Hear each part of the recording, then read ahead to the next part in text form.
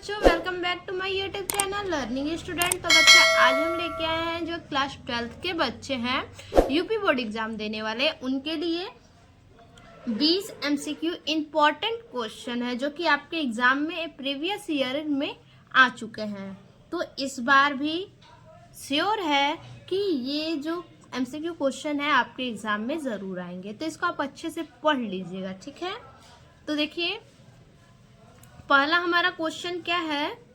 पहला क्वेश्चन है हमारा, क्या भूलूं क्या याद करूं आत्मकथा है। क्या भूलूं क्या याद करूं, ये आत्मकथा किसका है? सुमित्रा नंदन पंत, डॉक्टर राजेंद्र प्रसाद, हरिवंश राय बच्चन, अज्ञेय।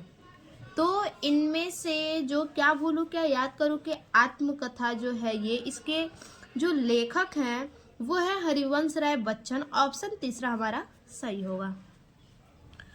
अगला है दूसरा नंबर क्वेश्चन, विशस्य विस्मोषधम की गद्य विधा है। ये जो है गद्य विधा वो क्या है? कहानी, उपन्यास, नाटक, निबंध। तो ये जो है ये नाटक है, ठीक। ऑप्शन तीसरा हमारा सही होगा। उसके बाद तीसरा नंबर हमारा जो है वो है, अरे या वार रहेगा याद के लेखक। अरे या वार रहेगा याद के लेखक कौन है? यशपाल, अज्ञेय, मुक्तिबोध, नगेंद्र। तो इनमें से जो लेखक हैं इनके अरे या रहेगा याद, इसके लेखक है अज्ञेय जी। ऑप्शन दूसरा हमारा सही होगा। उसके बाद तीसरा नंबर क्वेश्चन है हमारा, निम्न में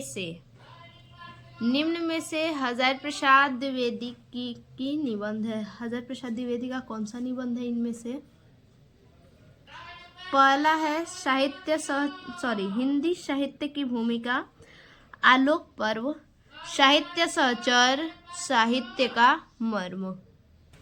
इनमें से जो हमारा सही ऑप्शन होगा वो होगा आलोक पर्व। अगला है चौथा नंबर क्वेश्चन, हिंदी का प्रथम महाकाव्य माना जाता है। हिंदी का प्रथम महाकाव्य इनमें से कौन सा है? रामचरितमानस, पद्मावत, पृथ्वीराज रासो, रामचंद्रिका। तो इनमें से जो महाकाव्य है वो है पृथ्वीराज रासो। ऑप्शन तीसरा हमारा सही होगा। अगला है, रामधारी श्री दिनकर की रचना है। रामधारी श्री दिनकर की रचना इनमें से कौन सी है? पृथ्वीपुत्र, परशुराम की प्रतीक्षा, ऐसा कोई घर आपने देखा, स्वर्ण किरण। तो इनमें से जो रामधारी श्री दिनकर की रचना है वो है परशुराम की प्रतीक्षा। ऑप्शन तीसरा हमारा सही होगा। अगला क्वेश्चन है हमारा, तीसरा तार सप्तक का प्रकाशन वर्ष है। यानी कहने का मतलब है कि तीसरा तार जो सप्तक है, ये तीसरा सप्तक कब प्रकाशन हुआ? प्रकाशन किस वर्ष में? सन 1951 ईस्वी में, सन 1978 ईस्वी में, सन 1987 ईस्वी में, सन 1959 ईस्वी में। तो तीसरा सप्तक जो है वो 1959 ईस्वी में प्रकाशित हुआ। ऑप्शन चौथा हमारा सही होगा। इसके बाद अगला क्वेश्चन है हमारा, कामायनी में सर्गों की संख्या है। कामायनी में कुल कितने सर्गों की संख्या है? 12, 15, 14, 17। तो कामायनी में जो सर्गों की संख्या है वो है 15, ठीक है। अगला क्वेश्चन है, 100 अनाज एक सुजान के लेखक हैं। 100 अनाज एक सुजान के लेखक कौन है इनमें से? भारतेंदु हरिश्चंद्र, प्रताप नारायण मिश्र, श्याम सुंदर दास, बालकृष्ण भट्ट। तो इनमें से जो 100 अनाज एक सुजान के लेखक हैं वो है बालकृष्ण भट्ट। ऑप्शन चौथा हमारा सही होगा। अगला क्वेश्चन है हमारा, कवि वचन सुधा।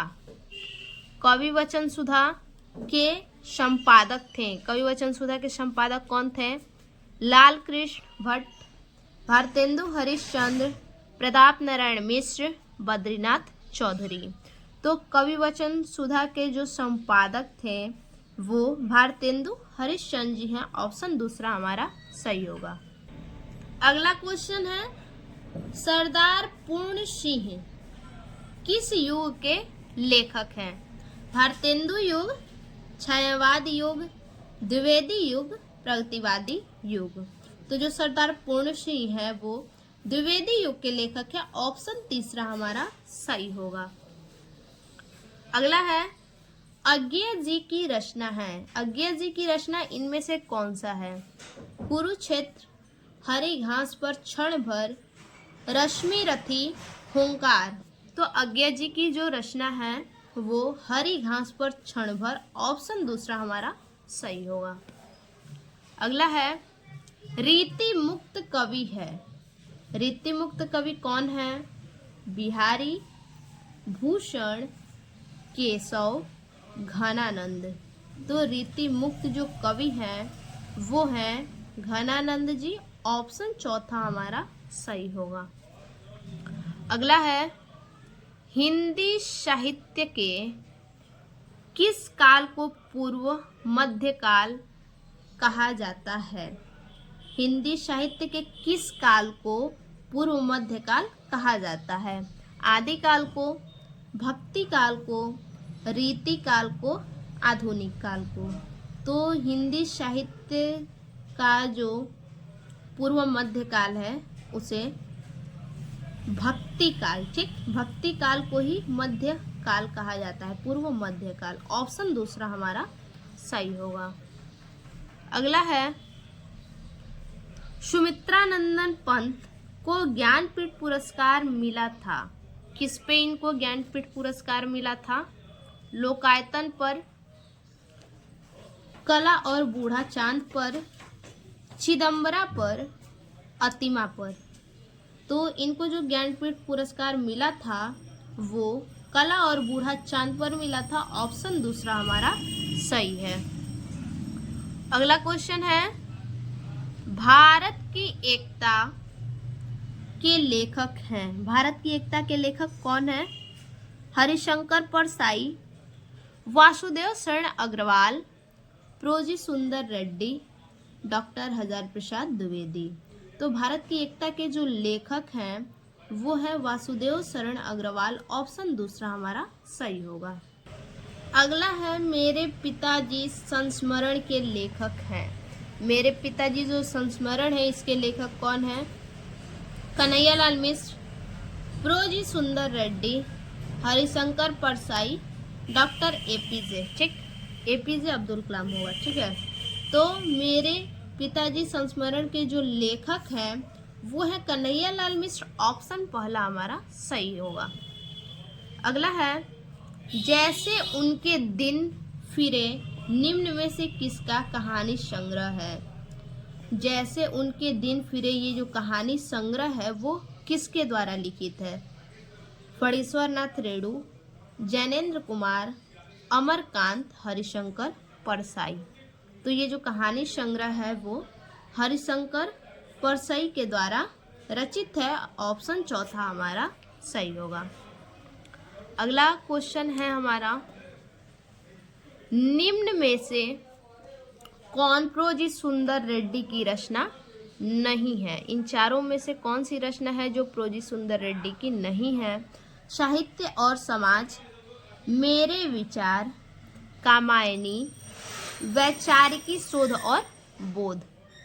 तो इनमें से जो प्रोजी सुंदर रेड्डी की रचना नहीं है वो सभी लोग जानते होंगे, वो कामायनी है, ठीक है, क्योंकि ये महाकाव्य है जयशंकर प्रसाद जी का, ठीक। और अगला और आखिरी क्वेश्चन जो है वो है, निम्न में से कौन खड़ी बोली का महाकाव्य है? इनमें से ऐसा कौन सा है जो खड़ी बोली का महाकाव्य है? साकेत, कामायनी, प्रिय प्रवास, वैदेही वनवास। इनमें से जो खड़ी बोली महाकाव्य है वो है प्रिय प्रवास। ऑप्शन तीसरा हमारा सही होगा। तो ये हमारा हो गया 20 MCQ मोस्ट इम्पॉर्टेंट क्वेश्चन। तो आप इसको अच्छे से पढ़ लीजिएगा, समझ लीजिएगा।